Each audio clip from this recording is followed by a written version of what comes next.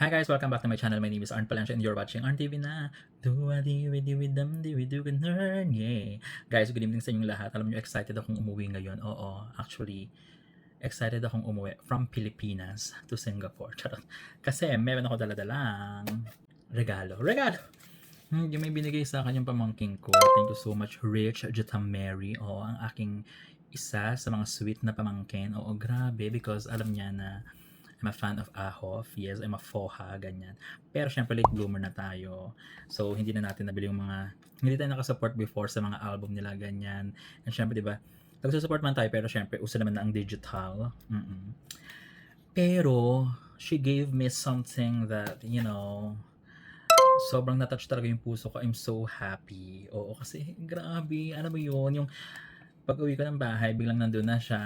And eto na siya. Carton. Charot. Hindi, binigyan niya ako ng something na Ahof. Something related to Ahof. Pero nararamdaman ko kung hindi siya magazine, I don't know, album, ganyan. So, bubuksan na natin siya. Oo. Nakalagay lang siya sa carton. So, hindi ko alam kung saan niya ito nahanap or what. So, let's open it sabay-sabay. OMG to the G to the power of the... Hala! OMG! This is so cute!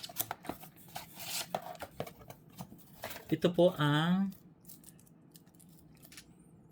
The Pax Silica. Charis! Ito po yung album ng Ahof, The Passage. The second mini album. If I'm not mistaken, it was released last year, November. Oo, tas nandito ating Korean version ng Pinocchio. Hala, meron na tayong merchandise. Charis, or album ng Ahof. Hala, thank you Rich. Thank you sa aking pamangkin. You're so sweet. Grabe. 'Di ba from Army? Army kasi 'yun eh. Tapos, pero support siya sa akin sa pagiging FOHA. At syempre may sweet na na notes. Syempre, mamaya natin babasahin. Hi Tito, may extra album ako nang bumili last time. Oh. Thank you, you're so sweet. Excited makabuksan na natin. So ito yung black version kasi hindi tama ang alam ko meron ding white. Yun yung niya concept niya eh. Black and white kasi nga yung white parang yun yung youthful chuchu. So mas siya mas light, youthful. Itong black, ito yung deserve natin kasi ito yung parang mas na matured version. 'Di ba? Yung parang na siya. Mas intimate, ano ba? Mas bold, ganyan, mas daring. So, the passage from the word itself, siguro ito yung parang yung mga pinagdaanan nilang obstacles and paths and then towards achieving goals in life. So, yun yung the passage. Wow! Iniimbento ko na lang yung meaning na choice. Ay! Naku talaga naman. First time natin bubuksan. So, ayan. So, kompleto ang ating mga bebe. Diba? Buksan na natin. Ay, ang ganda. Oh. Ang asawa ko, sa mga hindi nakakaalam, na wala naman din kayong pakialam, charot, and I know you don't care. Siya lang naman ang aking bias. Si Teban, si Steven Kim. Oh, di ba obvious, di ba? Nasa cellphone ko yan. Ang pogi, oh. OMG. OMG talaga. Ang pogi. Oh, Jovel.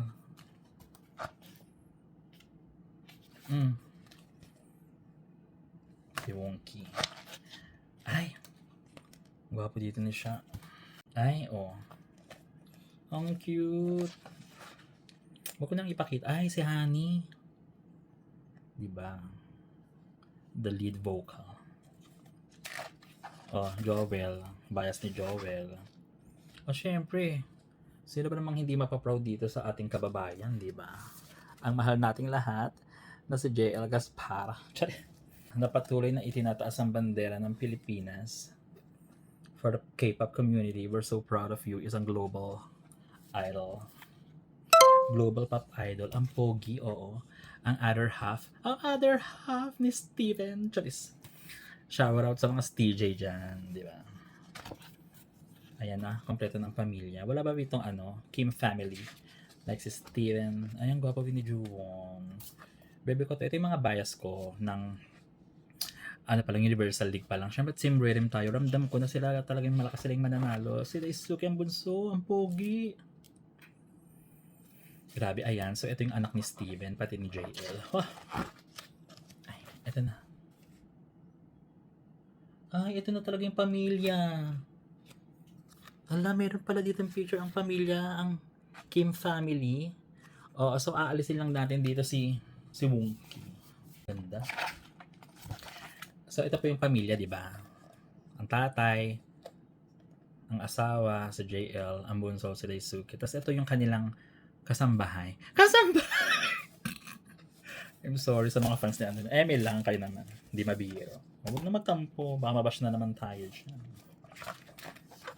Oh, syempre hindi ko na ipapakita lahat, di ba? Para magkaroon din kayo. Para bumili din kayo. Support natin sila. And congratulations, of course. Alam niyo ba, kakatapos lang ng kanilang the first Spark concert in Manila.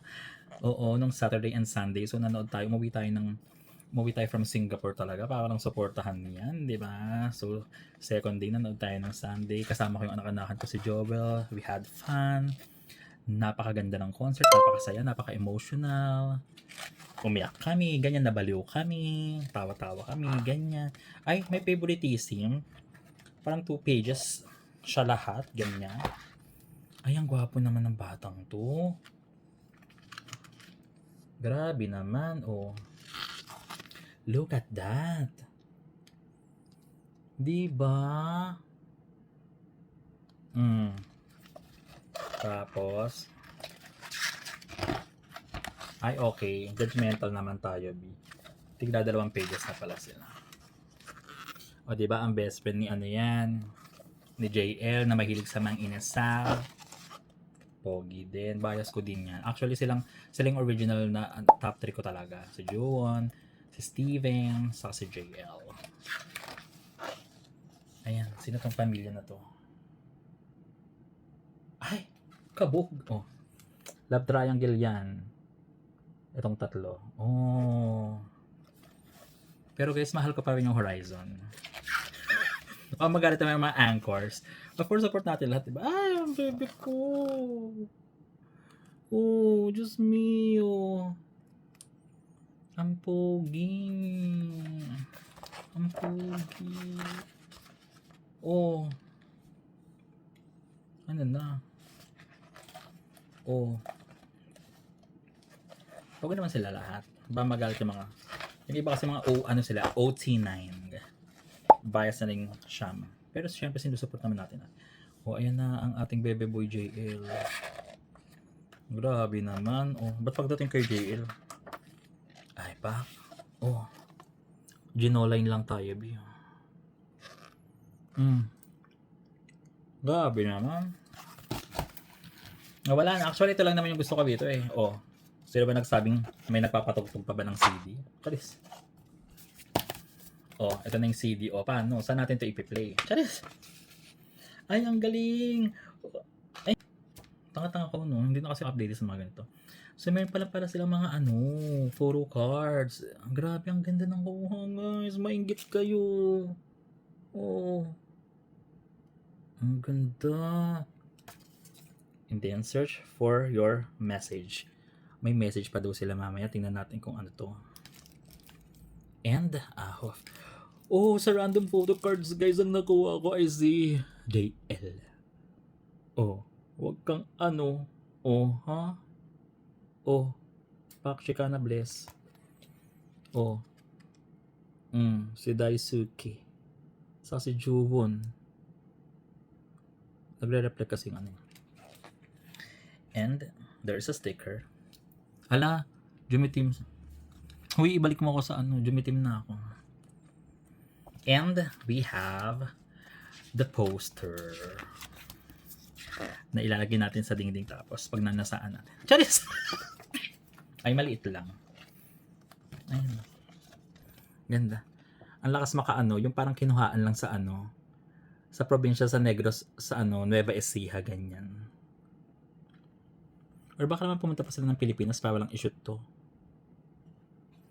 Yan guys, I hope you enjoyed my pag-iinggit ng aking The Passage album, the second mini album of Ahop. Ay, ito na pala talaga yung CD, oh. Kala ko wala eh. Tada! Ganda. Oh, paano to ipi-play? Dito, ganyan. Hikaw, ganyan. I'm so happy. I'm really happy. Kasi 'di ba sa panahon ngayon, lalo na sa edad namin, 'di ba? Parang syempre, 'di ba, meron tayong mga ibang priority na binibili, 'di ba? 5 items that worth your money. Charis. Number 1, Pop Mart. Number 2, Diptyque perfume. Fleur de Peau, Dawson, Orpion. And then top 3, Ahov merchandise or concerts. Ganon. Charis. Top 4, siya. Siya talaga eh. Gastusan mo siya. Mag-invest ka. Charis. Yun lang guys. I'm so happy talaga. Thank you so much sa aking pamangkin na si Rich Jutta Mary. You're so sweet. I love you. Babawi ako sa'yo.